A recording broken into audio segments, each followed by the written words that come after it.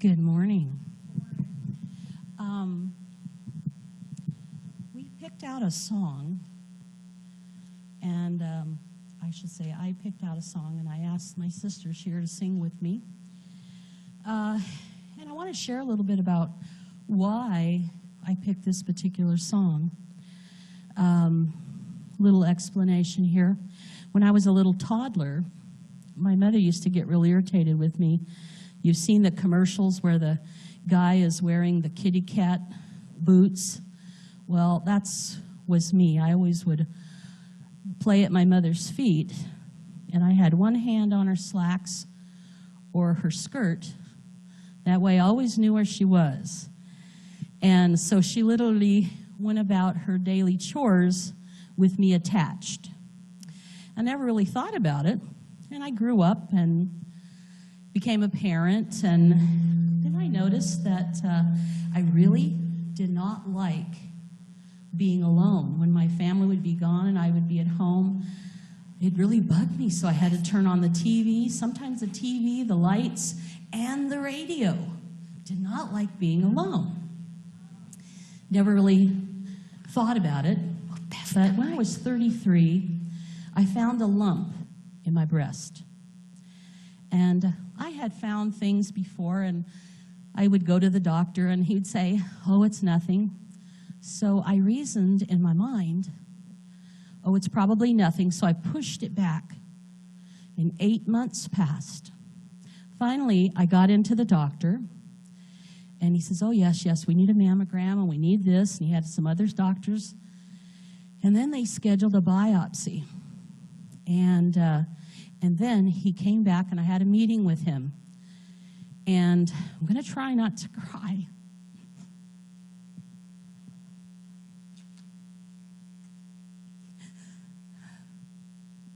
But I sat in his office, 33 years old.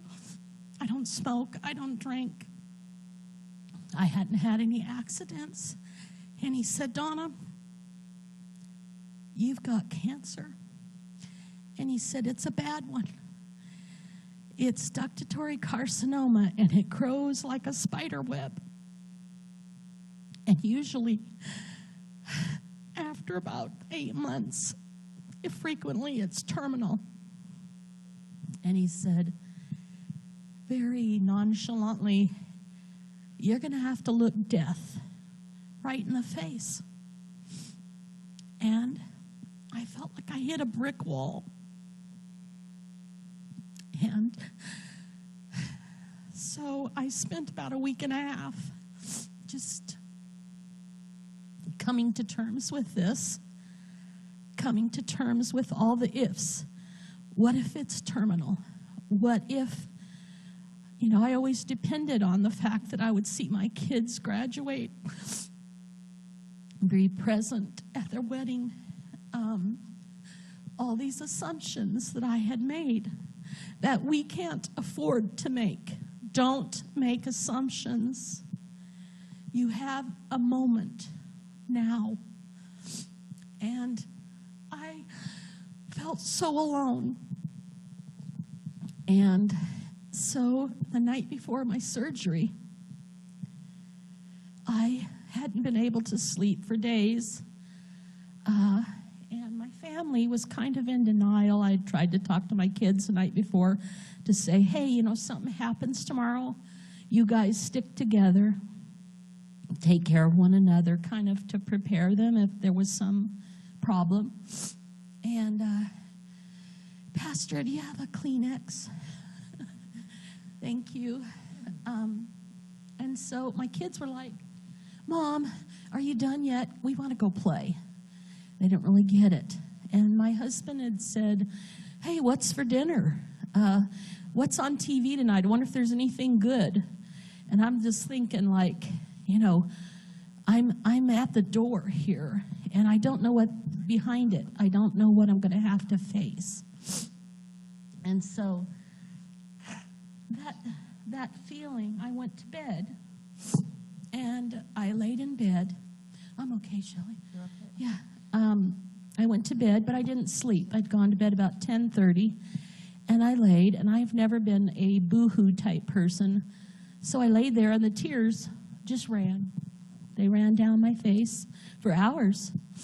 And about 2:30, as I was saying in my head, nobody understands. It's my life that's on the line. I have to face this alone. And I heard a voice, not with my ears, but I heard a voice. It was a man's voice. It was a baritone voice. That's not a high one and it's not a real low one, but a very masculine sounding voice. And it was a very calm, soothing voice, but very definite and deliberate. And he said, or the voice said, "Donna, I know how you feel. I understand. And you'll never meet a more skeptical person than this one." And I'm like, I lifted up my head and I thought, now I'm awake. Am I really losing it? So I looked over at the clock and it was 2:32 a.m. And I thought, I'm hearing voices. And, am I hallucinating? Is this from, just fretting over this? And there was a pause, and he allowed me to, do my little skeptical thing. And then he said, "Remember in the garden when no one could stay awake with me for not even an hour?" And then he paused, and I said, in my mind, "You mean the Garden of Gethsemane?" And then he began the prayer, "Father, let this cup fall from me." And he went through the whole prayer. And at the end, he said, "Now, I don't want you to worry. Tomorrow, I'll be with you. Tomorrow, my surgery. I'll be with you, and everything will be all right." Now, I'm here to tell you, I'm 62. It's been 29 years. I never had chemotherapy. I never had radiation. And I'm old and getting crotchety there, but no cancer, thank God. And I'm just here today to tell you that we have a very personal God. He knows your name. He knows what you're doing. He knows what you're going through. And he is with you. He may not speak to you. Why he spoke to me, I do not know. I just know that I heard it. I know that it wasn't any thoughts or things in my mind. It was really out of left field. And so when I heard this song, it was very special to me. So I hope that in view of this story, that it will be special and comforting to you. And remember, our God is a personal God. And he didn't say Mrs. Rowan. There was no formalism. He said Donna. Amen.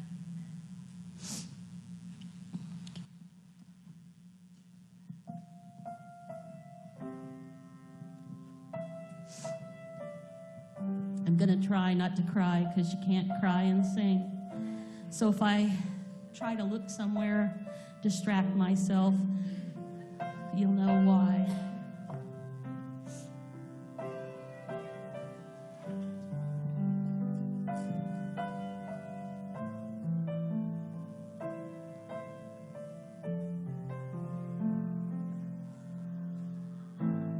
When I walk through deep waters, I know that you will be with me. And when I'm standing in the fire, I will not be overcome. Through the valley of the shadows,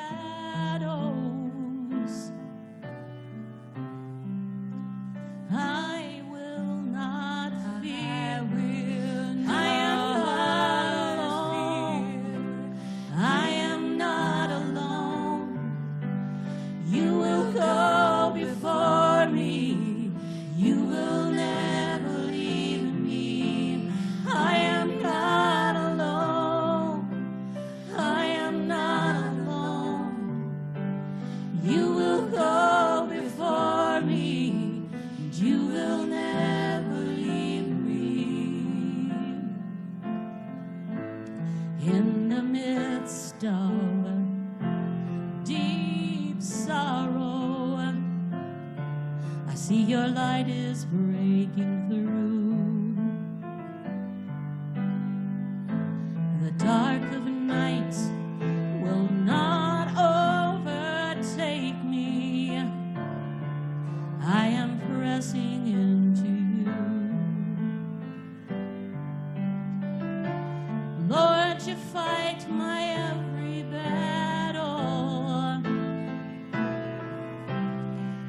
and I will not fear. I am not alone. I am not alone. You will go before me. You will never leave me. I am not alone. I am not alone. You will go before me. You will never leave me. You amaze me. You redeemed me. You call me as your own. You amaze me. You redeem me. You call me as your own. You amaze me. You redeem me. You call me as your own. You amaze me. You redeem me. You call me as your own.